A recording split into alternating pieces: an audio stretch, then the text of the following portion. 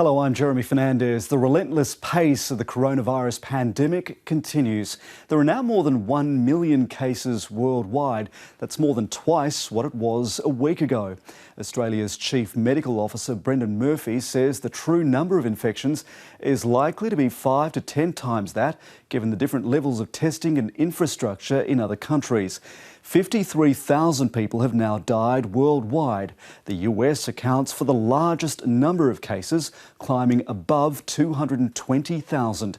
Italy has the most deaths, with more than 13,000 people killed. And you can really see on this table how infections crept up in those countries.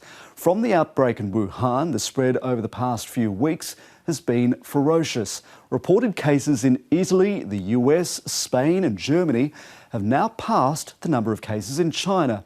Nearly a quarter of all cases are now in the US, and Europe accounts for around half. And this is how Australia's case rate compares to the rest of the world. The Prime Minister Scott Morrison has praised the public's efforts over the past 2 weeks to flatten that curve. As you can see, some countries have been able to level off their outbreaks through strict public health measures. Here in Australia, there are now more than 5,300 cases with 28 deaths. 12 of those have been in New South Wales, with the vast majority of cases there. Victoria now has well over 1,000. Queensland is now enforcing strict controls at its southern border. It's recorded 4 deaths. Western Australia has also cut itself off from the rest of the country. 3 people have died. The proportion of deaths and cases stemming from cruise ships in Australian waters has been alarming. Hundreds of cases and at least 5 deaths have been linked to the Ruby Princess, which is still sitting off the New South Wales coast. In Western Australia, a foreign national on board the MV Artania has died. 40 positive tests have come from that ship. 3 Queenslanders have died and more than 100 have tested positive after embarking on cruises. The government has announced 2 major economic stimulus packages aimed at securing jobs and helping those who are working through the crisis. Childcare will now be free for the next 6 months. The momentous plan has been welcomed by most people in the sector, although some workers are still concerned about their own safety. Very surprising that they're not closing us, because we feel as though it's only a matter of time before a large outbreak occurs at a childcare centre somewhere in Australia. If you've got a job, that's an essential job, then they need the ability for their children to go to that school. And we've had great cooperation from the teachers' unions, from the schools, are ensuring that no child is being turned away on that basis. Now, what we're doing here is ensuring that the same arrangements exist for childcare centres, so people who have those jobs won't have their livelihoods put at risk. I don't want a parent to have to choose between feeding their kids and having their kids looked after. So that announcement followed the historic package to try to preserve the jobs of up to 6 million workers. It's by far the single biggest spending program by an Australian government. We are committing $130 billion over the next 6 months to support the jobs and livelihoods of what we anticipate of being almost 6 million Australians. That's $5 billion a week to be spent tackling a jobs killer. The $1,500 a fortnight JobKeeper allowance will be payable to full-time, part-time and casuals who've been on the books for more than a year. That's up to 6 million Australians, or nearly half the working population. Small and medium-sized businesses who've lost more than 30% of turnover will be eligible. For businesses with turnovers of $1 billion or more, they'll be eligible if their turnover has dropped by 50% or more. It's backdated to the 1st of March, meaning many of those made redundant in the past few weeks might get the payment. So with a cluster of cases among Qantas baggage handlers, we wanted to look at how long coronavirus survives on surfaces or objects such as a bag. COVID-19 is spread by tiny droplets released from the nose or the mouth. A single cough can produce up to 3,000 droplets, and one droplet can contain tens of thousands of virus cells. A study in the New England Journal of Medicine found that the virus could, in certain circumstances, possibly remain in the air for up to 3 hours. But once it's landed on a surface, it can survive for longer. On cardboard, that can be 24 hours. On harder surfaces, such as kitchen benches, that could be 48 hours or even 72 hours. But the virus starts degrading straight away on plastics. For example, half of it is likely to disappear in just under 7 hours. If you disinfect a surface, coronavirus can be eradicated within a minute. Now, it's important to remember that just touching a surface that's contaminated won't make you sick necessarily. It's only if you then touch your face that the cells enter the body through your eyes, nose or mouth. And researchers say that's why wearing gloves could actually do more harm than good. That's because the virus can survive on fabrics such as clothing or gloves for 24 hours. If you then touch your face with those gloves, you're still transferring the virus, and you can't wash gloves as regularly as you wash your hands. So the best way to stay safe is still to wash your hands on a regular basis, no matter what you've touched. Many Australians are also wondering whether their minor sniffles or coughs amount to something more sinister. This analysis shows very few of those who've tested positive had non-cold-like symptoms. But the main difference is the likelihood of fever. Most people with COVID-19 develop a high temperature. People with a cold can develop a fever, but that only rarely happens. Many also develop muscular pain. These differences are minor, so it's best to contact your doctor via teleconferencing if you're still unsure which side you fall on. And that may answer a few of your questions, but with social controls strengthened during the week, plenty more have reached us. I put some of your questions to virologist Dr. Hannah Sassy and our national medical reporter Sophie Scott earlier. Luke had this question: if I'm asymptomatic or pre-symptomatic as a carrier, how long am I contagious for? Is that science clear yet? Look, I'm not sure that we have a definitive answer, but some of the studies suggest that people can be asymptomatic for between 5 to 7 days.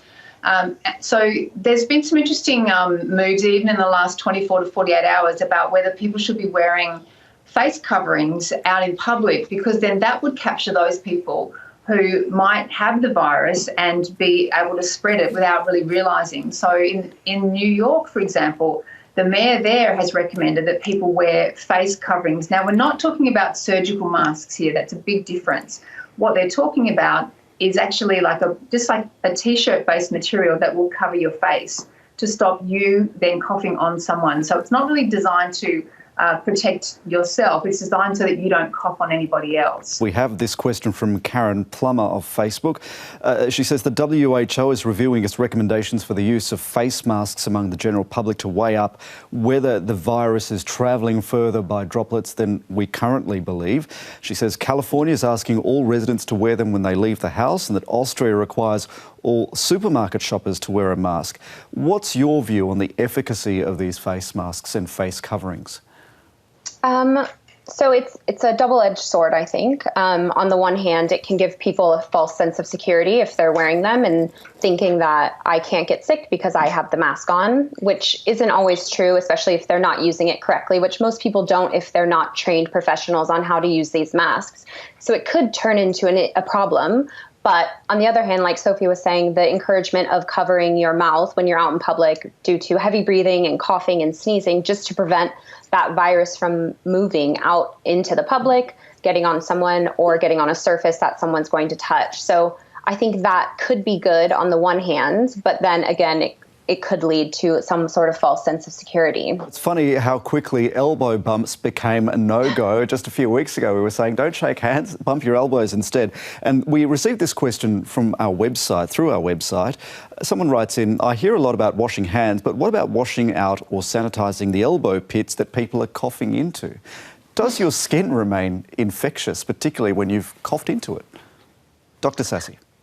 Well, I think the main driver behind the vampire cough, as it's referred to, is that if you cough into your elbow, you're less likely to touch something with your elbow than with your hand. So if you have that virus on your elbow as opposed to your hand, you're not going to be spreading it on the bus or in the grocery store or wherever you're going.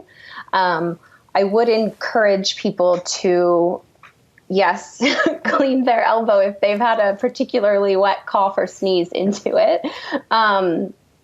but it just reduces that risk of the virus going from your hand to a high touch surface. And so that's the main driver behind that. And of course, if someone thinks that they have the virus or they're showing symptoms, they should isolate themselves immediately, contact a GP, and be disinfecting their surfaces, washing their hands, all of that.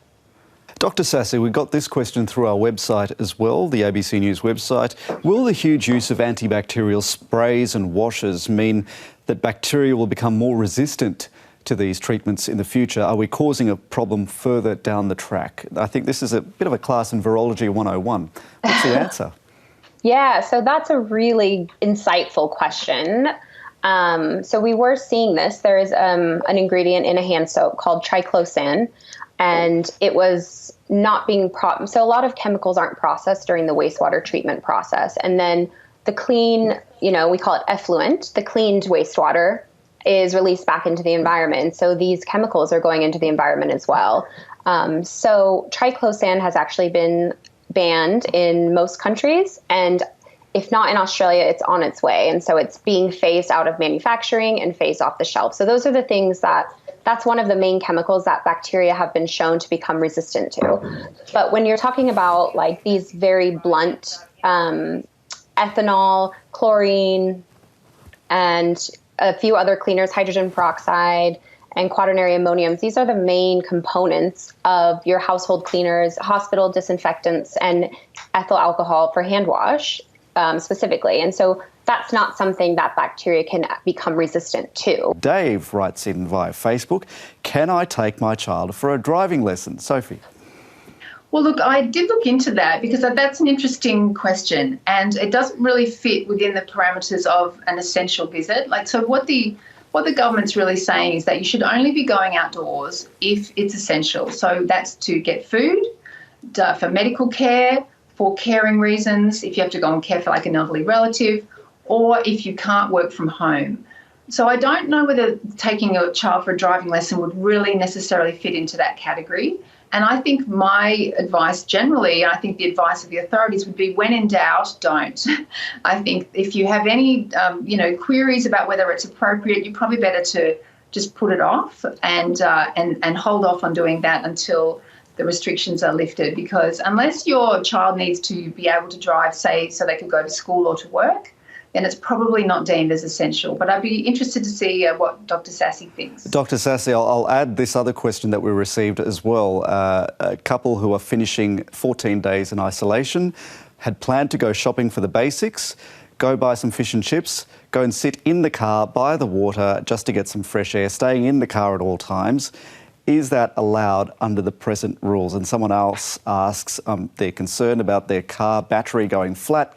Can they take their car out for a spin just to keep the battery running, keep the car running so it doesn't go kaput in the garage? What do you say about how essential those activities are?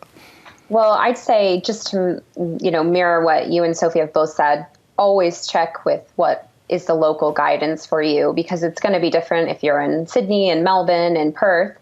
I'd say, we're still trying to encourage people to locally support, our businesses, so that when we're done with all of this, we can go back to the places we love. And so it is recommended to keep your outdoor activities to 30 minutes. And so I think that's a great guide. That's a great guidance. And so if you want to get some fresh air, go on a 30-minute walk, or, drive. If you have a car and you're already going to the shop and you know that you can stay away from everyone, you're doing it safely, then, I'm not sure, but it doesn't seem like you would be risking an exposure. But at the same time, if you really want to look at it from a point of risk, and I might get a little convoluted here, but just being on the road in a car, if something happens and you're in an incident,